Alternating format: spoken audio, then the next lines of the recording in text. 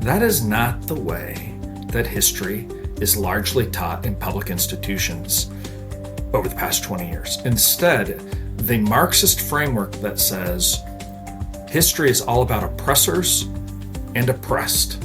So we're going to deconstruct history. Here, students, put on your oppressor-oppressed lens. Let's find out who the oppressor was. Let's talk about who the oppressed was. And that neo-Marxist way of thinking about history has undermined all of the good in U.S. history, and instead it has taught America's young people today that American history is bad, it's racist, it's xenophobic, etc., etc., etc. Revolution of common sense. Revolution of common sense. A revolution of common sense. Truth was once common sense, but today truth is uncommon.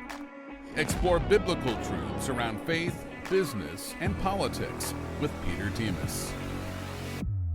Uncommon Sense in Current Times. Hey folks, welcome to Uncommon Sense in Current Times. Today I am with Dr. Eric Patterson. He is the president and CEO of the Victims of Communism Memorial Foundation. He's a foreign policy expert, previously served as the president of the Religious Freedom Institute, where he led a global advocacy for religious liberty. He has been an Air National Guard commander, a university dean, a professor, and a White House fellow. He has authored more than 20 books, but recently he wrote a Fox News article which stated why 62% of young Americans are falling for pop Marxism, which warns that the shallow, trendy versions of Marxism that are misleading younger generations and threatening America's future. So I'm real thankful for you to be here today. I appreciate you being here. Peter, thanks for having me. It's my pleasure. So when we think of pop Marxism, I think part of, and obviously it's everywhere, but right now the guy who seems to be at the top of the list is the one who's looks like he's likely going to win the New York mayoral race, particularly with Eric Adams just dropping out now, Zohan Mamdani. Should we actually, now again, I know we do not want communism here, but should we at some point kind of say, okay, look, this is what you want, you can get it, let's watch it fail so we can look and say, let's look at this failure, and just kind of nip this in the bud before it starts building up and making him more of a pop star than anything else? Well, I call it pop Marxism because so many of these voters, these young voters in particular, it sounds good. Hey, aren't we for equality? Shouldn't we take care of everybody? And so there's a kind of a trendy, novel sense to this. And it's populist in the sense that it says, hey, at the root of what we're doing, we're trying to take from the rich and give to the poor. But if you really carefully look at the platform of this candidate and others like him, but you look at the platform, it's actually extremely destructive. And that's why I think that voters need to be aware of this. We don't want to see New York City fall. We don't want to see it fall apart. We don't want to see it fall into greater violence. But when you create a sense of class warfare, a sense of entitlement, a sense that the people who are owners, business owners, property owners, employers, etc., that they're always the enemy, and that what government is going to do is use the power of the state to control or coerce them, and then to seize their profits, their revenues and things, and then can you really trust that government to redistribute it? All of that is a recipe for disaster. When we look at the history of it, I mean, and worldwide, I mean, the Marxism deals with conflict. I mean, it's called conflict theory in socialism or sociology. I mean, it deals with conflict. Once they have power, though, the only way they can maintain power is to continue with conflict. Am I right in that, or is this kind of one of those just academic type approaches to things? No. That's exactly right. That's why so many of these revolutionary parties, if you will, whether they call themselves Marxist, communist, or socialist, they're all the same. And Martin Luther King Jr. really caught your point. He said, the reason that communism is incompatible with Christianity is because one of the reasons is it has terrible ideas that are atheistic, materialistic, and secular. But second, its tactics are always, and these are his words, violence, lies, and murder. That's how they come to power in every case. And then he said, And the third problem is that the state becomes an end to itself. In other words, the elites continually justify violence as the way to maintain themselves in power. And so that's always going to be the problem in any of these scenarios. But how does that work at a local level and or state level? How does that work, though, considering that we have the constitutional protections of both the state and federal constitutions that would prohibit something like that from ever occurring at that level? Well, I truly, truly hope that we have robust institutions, and of course, we may have in this case a part of the public that a plurality goes to this candidate and the candidate wins. But I think here's what we look at. We look at what the platform is, and what the platform calls for is in essence massive government interference in all parts of economic and political life. One of the things is it calls for the hiring of hundreds and hundreds and hundreds and hundreds of new workers in the government, basically community organizer types. So that's one thing that these parties try to do, is they try to increase the outreach of indoctrinated adherents to take over parts. A second area is a vast expansion of control in certain areas. So for instance, what they really seek to do is to use the power of law to raise taxes, to bludgeon private enterprise, private businesses, to use the power of the state to bludgeon people who are owners of property, owners of business. So a major part of this in the first round is intimidation, the squeezing by high levels of taxation and things. What it really feels like is something straight out of an Ayn Rand novel. But in this situation, I mean, when you look at him, he is anything, at least on the surface, he is anything but intimidating. He is extraordinarily popular. He is very, Beatlesque, persona. Everyone seems to kind of flock to him. They really like his personality. He seems more charismatic, which again I know falls within other parts of history, but he seems more charismatic than intimidating in that sense. Does the intimidation only occur once they gain power? Yeah, so it isn't the case that all of these movements have to have a strident, bludgeoning individual, whether it's a Hugo Chavez in Venezuela or Castro in Cuba or Lenin in the Soviet Union. So often, and this is something that democracies really have to watch out for, is citizens listening to a sort of siren song about freebies.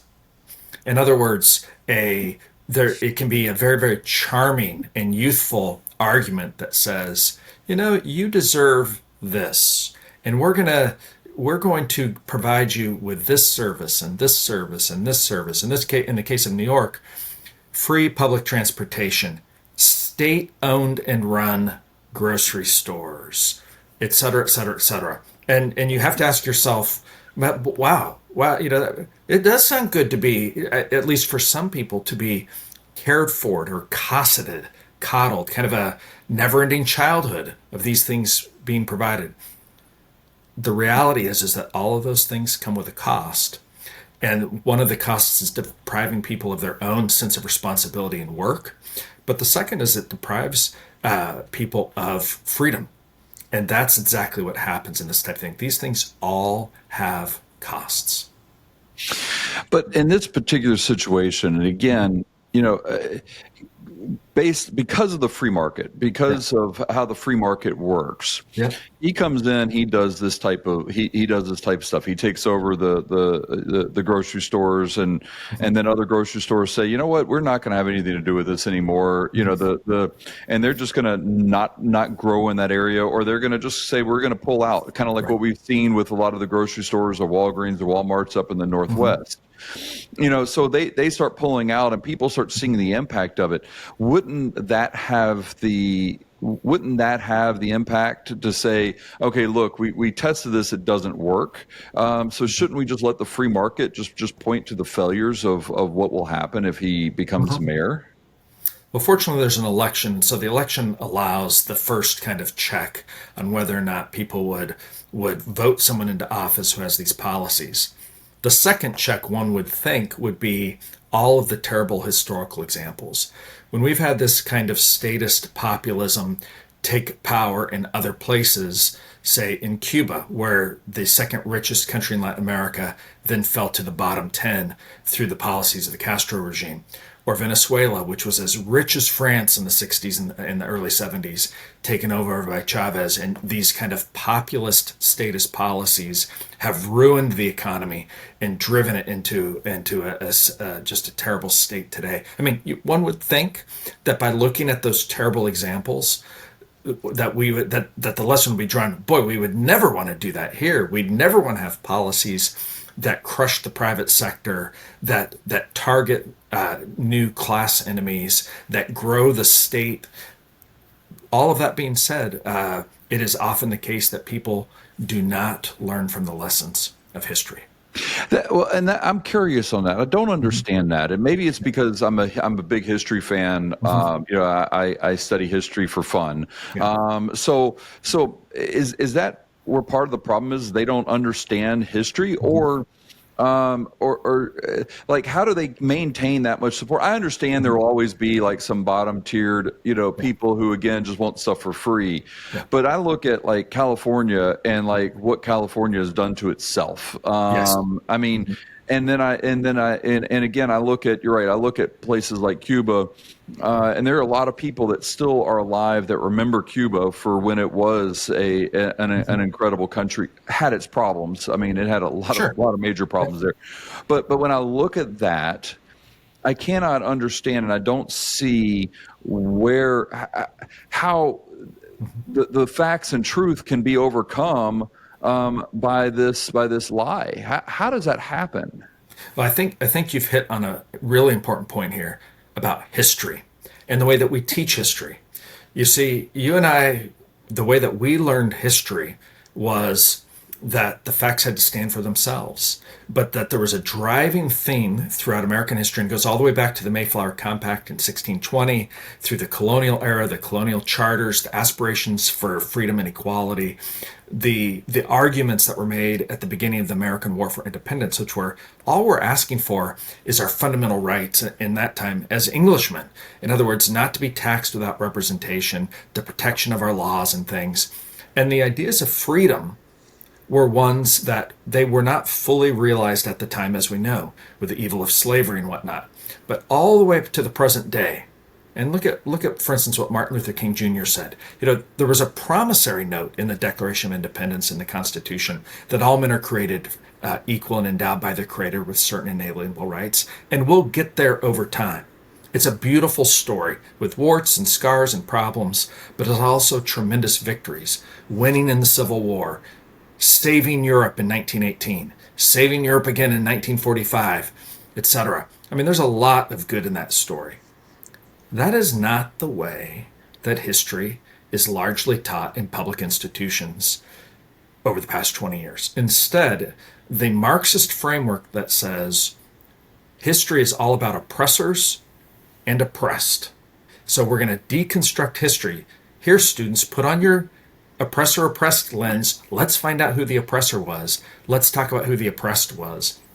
And that neo-Marxist way of thinking about history has undermined all of the good in U.S. history, and instead it has taught America's young people today that American history is bad, it's racist, it's xenophobic, etc., etc., etc. And whatever blessings they have, and we are truly blessed, all of the good in our society, it wasn't earned. The greatest generation didn't earn anything.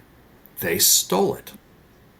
Right. And if you're taught everything's oppressor oppressed, everything's been stolen, you don't deserve, that creates a weird complex about guilt and what is owed to people, and puts you on a very different trajectory from kind of a free market, freedom loving society. But okay, I'll take that criteria and just say, okay, I'm going to look at the lens through the criteria of oppressed and oppressors. And although I agree that's not the lens of which we should look at things, particularly from a Christian point of view, particularly I think from even an American cultural point of view. But even if I did, then I'm going to look to see what Castro did. I mean, my Spanish teacher in high school was in Castro's prison for writing underground newspapers. Oddly, his brother, who they were shared a room, was the one who was seeking him out as part of the secret police and the one who caught him. You know, I can see what happened with Stalin and the wipeout of just cities everywhere. We see it in other places of throughout history. So we see what happened in China after a while. I mean, so when I look at the oppressor and oppressed, and I look at communist systems, I can't think of much more of an oppressor nation than communist-run states. So how do we avoid that in the education system? Yeah, well, most students are learning almost nothing by the time they graduate from high school about the evils of communism, the 100 million people murdered in the 20th century by the communists, the tools of communism, which are always things such as mass deportation, gulags or prison camps, food used as a weapon, etc. We never see, our students don't learn about how essentially communism is the exact opposite of our First Amendment rights. It's always against freedom of speech. It's always against freedom of religion. It's always against private property, the right to assemble, et cetera, et cetera. They don't learn that. The good news is there is a different, and by the way, why don't they learn that? Well, they kind of, our teaching is very American-centric. It's been very, very much focused in recent years on race and gender. By the time that they get to the first half of the 20th century, they do a little tiny bit on World War I. But now that Woodrow Wilson is a racist and banished from textbooks, they don't talk much about him. They go, the 20s are told to be a time of capitalist greed rather than important expansion. We fed the world. We saved Europe. And then you get straight to the Depression. The Depression is taught with a socialist overlay about big government saving the day. We do World War II, and then many classrooms simply jump to current events. In other words, that entire period of understanding communism, the Cold War, the atomic bomb, etc., why the U.S. was vigilant in Berlin, why the U.S. was vigilant and led the United Nations in Korea, etc., all of that is gone. In many, many classrooms, there's just very little time devoted to that during the year. Now, here's the good news. We have been good on the Nazis and the type of Aryan supremacy, racialist type of a form of socialism. It was a form of statism, Right. A national or cultural socialism. We should learn lessons from how we've taught about the Nazis and about Nazism, and we need to apply them to the way that we teach about Marxism and communism. In other words, international socialism. We did good on the Nazis. Almost everybody hates the Nazis. We can do better on communism. So I am curious if, one of the things that I did not learn in school, but I learned it on my own, is Otto von Bismarck, created this idea of Social Security, and we see a lot of the entitlements. Same thing with FDR, as a means of battling the rise of communism. The Communist Party was very popular here during the time of FDR, and so it seems like we created a lot of these socialist entitlement programs in order to battle communism. What happened? How did that shift? Where did that shift from, hey, we're just going to do this in order to wipe out the group, and now all of a sudden the group is taking it back over as if it was theirs? Yeah, I mean, I think at the heart of your question is the sense that each society can make decisions for itself about the level of government support and services for the vulnerable or for the elderly, or in education, each of these sectors that it wants to have. So, for instance, the democracies in Scandinavia, what are sometimes called social democracies, they have elections, they have private property. In a sense, they are not socialist Really. In fact, so often their lawmakers will say, don't call us Marxists, don't call us communists. Right. Just because we have universal health care does not mean that we're, Marxist socialists. That is not what we are. We are democracies. We just have decided to have a higher level of state involvement in certain areas than in others, than other countries, say the United States, for instance. So we have to be careful about this. But what we want is we want to have government that protects the rights of individuals first and foremost.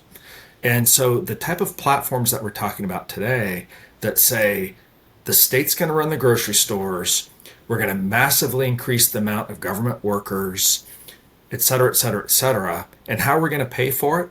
And then it labels basically groups of people that it's going to target and go after. That type of using the state to bully private property owners, private citizens, etc., where the state is always choosing the winners and the losers, that's the first step to going down the wrong path, because a democratic government should be protecting individuals and individual voluntary associations, the church, private businesses, etc., first and foremost. If education is the large part of the blame, then should Trump be demolishing the Department of Education, or should he be reforming it so that it can start going back to teaching truth in particular areas, and setting those guidelines for the states to say, you have to teach a balanced approach on something to allow someone to make up their own mind.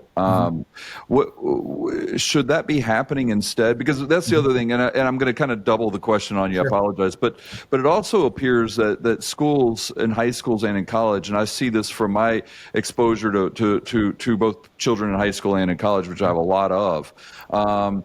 They don't teach them how to think. There's no critical thinking anymore.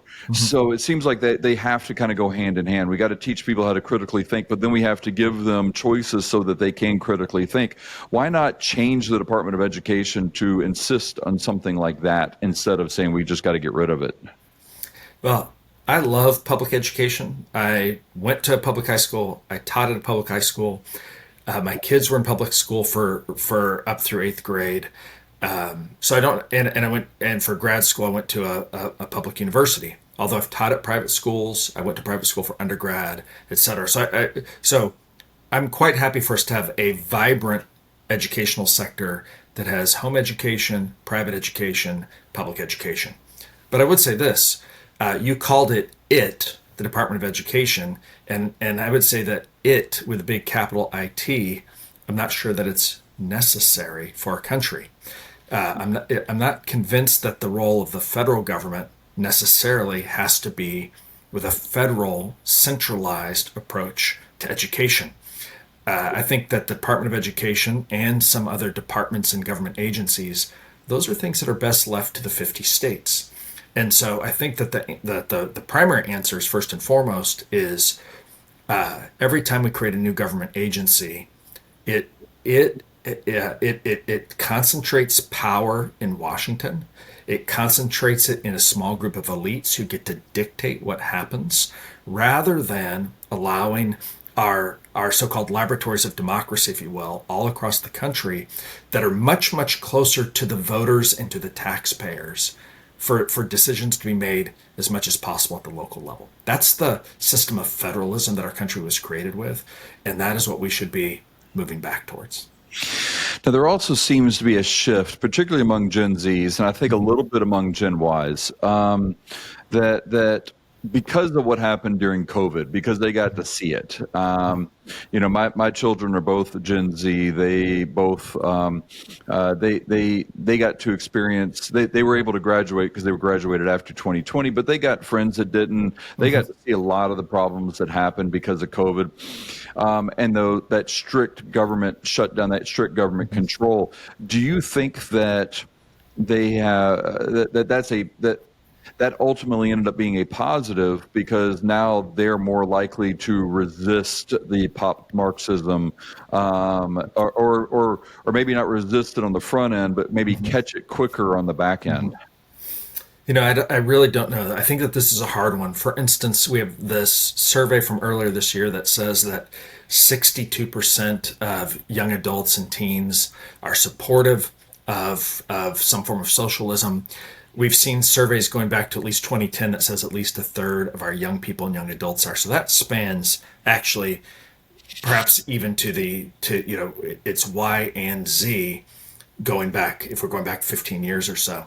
At the same token, we had the survey earlier this year from George Barna that suggests a strong uptick in the last 2 years on interest in theologically conservative Christianity in many quarters. So there's a lot going on, right? And it may feel like there's countervailing trends. Here's how I would make sense of all this. I don't know. I don't think any of us really knows how kind of this post-COVID generation is going to come out of all of this. It does seem, though, that for the past 15 or 20 years, there's been a tremendous skepticism, on the one hand, towards information and towards institutions. And so, and what have so many young people seen? Well, the first institution, their parents' marriage, was in divorce. They've been told they can't trust people in the news. They've been told that they can't trust public authorities like the President of the United States. They've been told politicians lied to them, et cetera, et cetera, et cetera. So on the one hand, every institution of public life has been called into question. By the way, that is a tactic of communists. That is a tactic of the hard ideological left to sow as much disinformation, chaos, and a lack of trust as possible. The classic small r Republican tradition, or what you might call the classical liberal tradition, that is largely center and center right today. That tradition is one that says, you know what, we ought to be protecting institutions. We have to be building civic trust rather than trying to deconstruct everything. So our young people have grown up in a time of lots of deconstruction. What's the antidote? Accurate history, pointing them towards institutions that work, modeling what that looks like in our society, fighting for our fundamental American values about freedom, ordered liberty, equality, the rule of law, emphasizing personal responsibility rather than statism, emphasizing the values of the American founders that were not materialist, not secular, not atheistic, but ones that were rooted in a transcendent moral order. I mean, that's, I think, what we have to do with these young people. Yeah, but and I agree with you. Mm-hmm. But what I've noticed, and in talking with a lot of apologists, Christian apologists, yeah, they say now it's not enough just to prove that God exists. It's now they have to prove that God exists and prove why it matters. So we can say, okay, all this stuff is important, but we also, in their world, we have to prove why it matters. Do you think that we have the opportunities to even do that, considering that on the same token, say, oh, well, you have to go to college to succeed, where they're going to get indoctrinated and go in that direction? So it almost seems like we're creating this message for them that's going to automatically conflict, automatically create this distrust. It doesn't seem like we're on the right path at all in order to combat this going forward. Well, I think actions always speak louder than words. And so I think that you're right that we really have to think about what's the strategy for winning the hearts and minds of Americans' young people. But where it really starts is them not spending all their time in their rooms, not spending all their time in front of screens, but rather that the examples that they see and that they're invited or forced to join, to participate.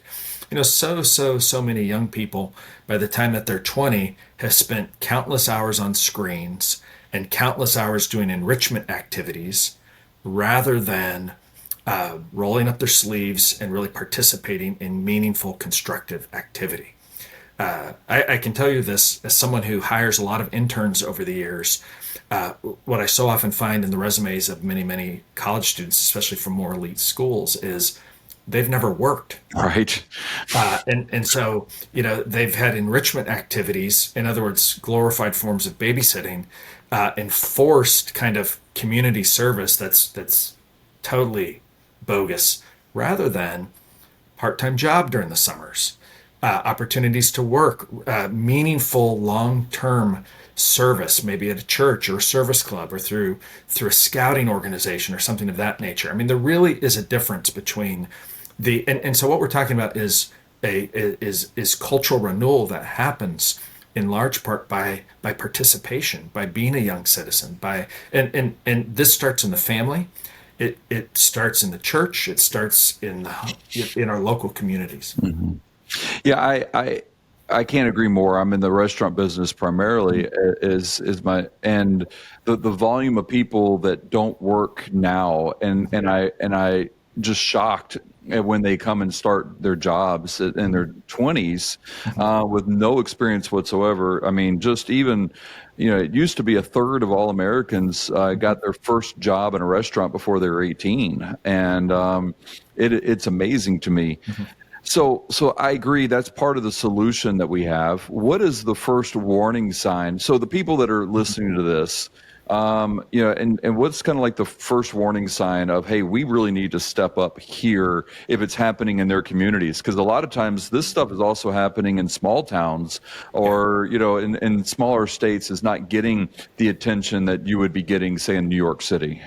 Yeah, you're exactly right. I mean, we've seen the fundamental breakdown of law and order in places like Oakland and in San Francisco and in Baltimore and in inner cities and places like the south side of Chicago. So we actually have evidence right here, but we're not going to load up our junior hires and put them in a van and drive them into the war zone. But right. We as parents and citizens, as teachers, as professionals, I mean, we should be scared to death about the way that we saw the violence of the summer of 2020, for instance, lawless violence for the better part of 3 months in places like Seattle.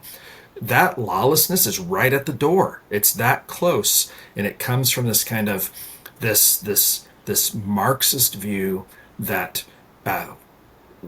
unless you allow us to take control, we're going to seize it by force. I mean, that's the kind of thing that's worrying, is if Mondani doesn't win, or in one of these other cases, one of these hard left individuals doesn't win, are we going to get more chaos like the attacks on state capitals that we saw by the hard left in some of these places in the past? So that is the worrying element of this. What is the first warning sign? I'd say this was said to me just last week by a guy who fled Cuba. He said, it's not really about economics. It's not about philosophy. It's not about theology. It all comes down to this. The communists all believe that the ends justify the means. Yeah. It's raw power. So I would say this. Any types of kind of consequentialist philosophy that says, hey, the ends justify the means. We're willing to break the law. We're willing to bend the law. We're willing to use the power of the state towards some long-term good. Just trust us. But what they're really saying is the ends justify the means. I'd say right there. That's the first step down a very, very dangerous path. And we see that in history too, with the Nazis, with with Mussolini, Hitler, Franco, all of them there. Even and then in other parts of the world as well. You're absolutely correct that it's absolutely, boy, that really is good, because when you start seeing that, then you can justify anything you want to do. Yeah, that's right. So how do people find out more about what you're doing, about what the Victims of Communism Memorial Foundation does? How do people get more engaged and involved in this? Because I think it's very important what you're doing, and educating people as well. But how do they find out more about this? Well, thanks for asking. We're an educational nonprofit based in Washington, D.C. We really do three things. We have a policy team that does China and Cuba and the other bad guys in today's context. We have a set of educational resources all available on our website, which is pretty simple, victimsofcommunism.org. We have an Amazon bookshop where resources are available, including we have curriculum at the high school, middle school, and elementary school level that talks about the power of democracy and freedom institutions, but it lays out at age-appropriate levels the real history about the crimes and the terrible ideology of communism in all of its forms. And in DC, we have a beautiful museum that opened in 2022, just 2 blocks from the White House at McPherson Square. And so I hope your listeners will come and visit us to learn more about the history of communism, but also to learn, we also try to tell inspirational stories of the dissidents and the reformers who stood up against this terrible tyranny. That sounds incredible. I have not been to D.C. since 2020, so I know the next time I go up there, I will definitely make a point of visit to see that museum. So, Please do. well, Dr. Patterson, thank you so much. I appreciate you being on the show and talking about this. Again, I think it's extremely important. Again, but thank you so much for being on it, and God bless your work that you're doing. Peter, it's been my pleasure. Thanks. Best wishes. Thank you.